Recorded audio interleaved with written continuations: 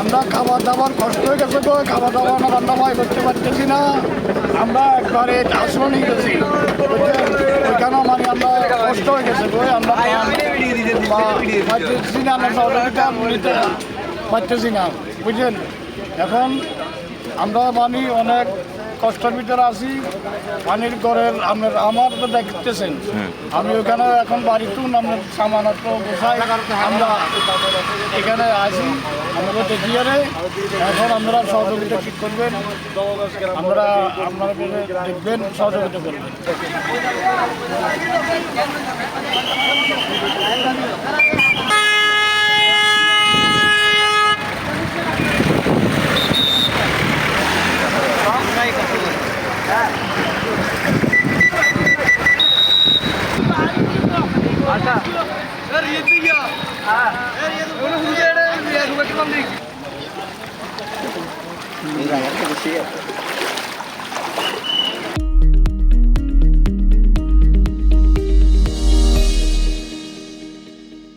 যাই না যে আমি তো ধরেন ওদের বাসা ছয়তলায় রয়েছি, এ তো জমিদার, সেখানে কি আমরা গরিব বলেছি যার কেউ জানেনি।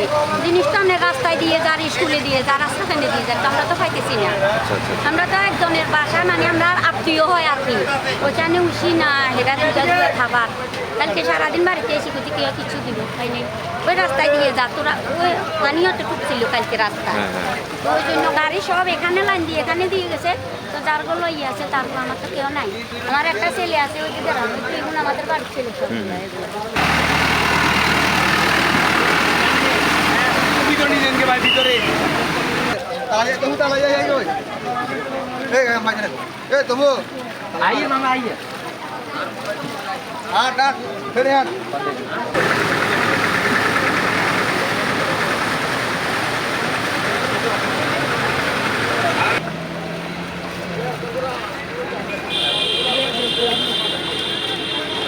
আমরা ত্রাণ দিতে এসেছি হচ্ছে চট্টগ্রাম থেকে আমরা বৃহস্পতিবার পর্যন্ত জলগঞ্জ পর্যন্ত ঠিকভাবে আসতে পেরেছি, কিন্তু ভেতরে যে জায়গাটা আমরা যাওয়ার জন্য এসেছি, যেখানে যাওয়ার মেইন পারপাসটা ছিল আমাদের, সেই জায়গাটায় পৌঁছানোর জন্য আমাদের যে গাইডেন্সটা দরকার, বেসিক্যালি হচ্ছে রোডের প্যাটার্ন ওয়াইজ সব কিছু আমাদের গাড়ি মুভ করতে পারছি না।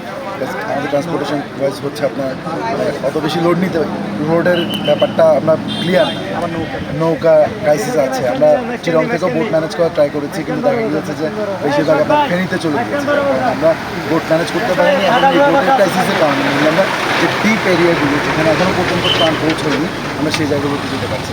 আমাদের মেন পারপাস ছিল এটা যে আমরা যারা এখনও পর্যন্ত ওই বাসা বাড়িতে বন্দি অবস্থায় আছে, এখনো ফুড পাইনি, তাদের কাছে আমাদের মেন পারপাস আছে।